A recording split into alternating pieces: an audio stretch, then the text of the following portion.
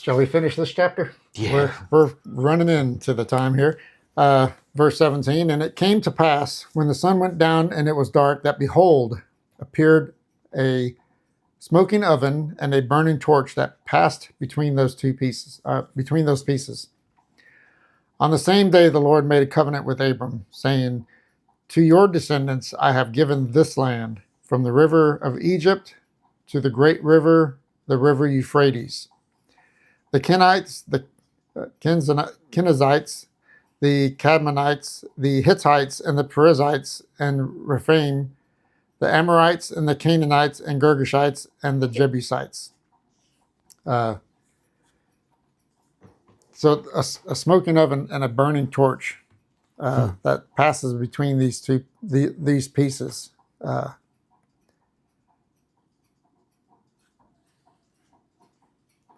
What is the representation of the oven and the torch?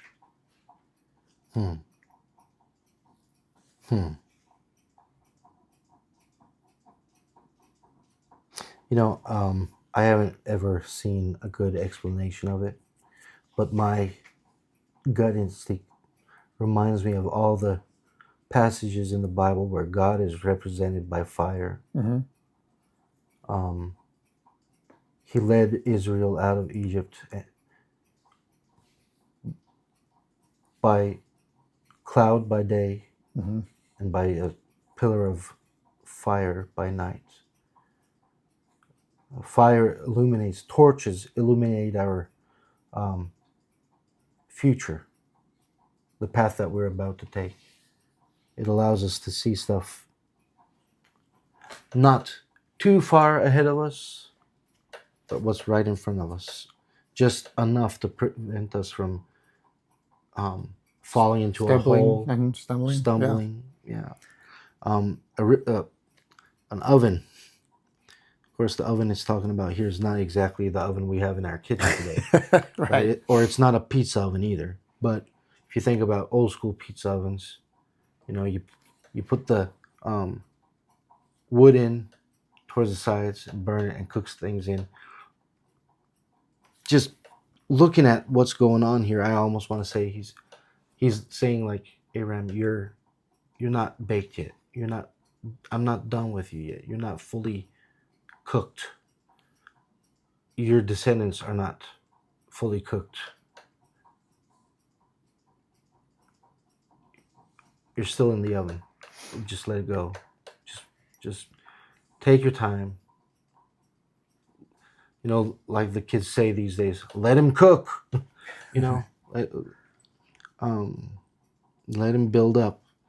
Let him mature. Almost, but I don't know that that's the meaning, but that's the lesson I'm taking out of this right now. I know it doesn't matter. Curious if these pieces were consumed by the oven. Good question. Because, like you were saying, it was like Elijah calling fire down to consume everything that was in that pit that they had poured water all over everything and the wood and all the sacrifices that was completely consumed. Yeah, and that's interesting. I'm sorry, I didn't No, mean to go ahead. cut you off, but that's interesting because one thing we haven't noticed here, something that Abraham has done everywhere he's gone and pitched his tent, he hasn't built an altar here. These are just pieces laying on the ground. Maybe God is bringing the altar himself for the things to be worked on, like you said. But what's really important in this point is, like I said, normally the junior partner of a covenant would walk through the pieces and say, if I don't uphold my side of this deal, may this happen to me. Do this unto me. Cut me in half, throw me to the vultures. But it's not Abraham that's walking through this.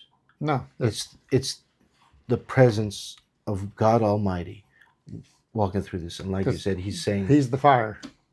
He's saying, if I could die, then I wouldn't uphold my promises to you.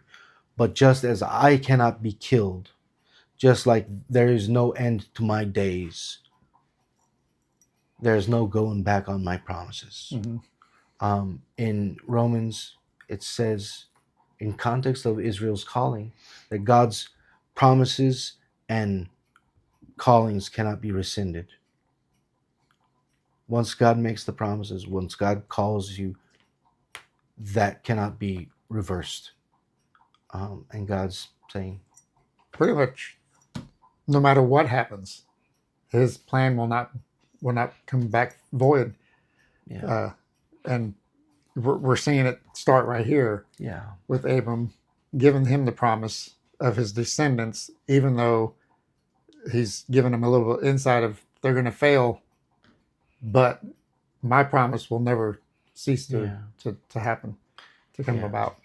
Yeah, and it's another point to note that until now, we've seen the story of all of humanity, from Adam to Noah down to Shem. It's been all the story of the entire world. Now we're zeroing in on one man, Abraham, and his family, and the nation that will be born out of his family. And from this point on, everything that happens is going to be it in relation to the children of Abraham, Abraham's family.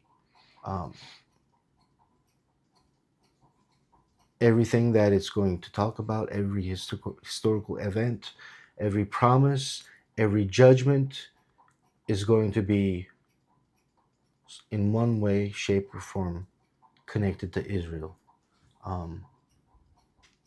And that's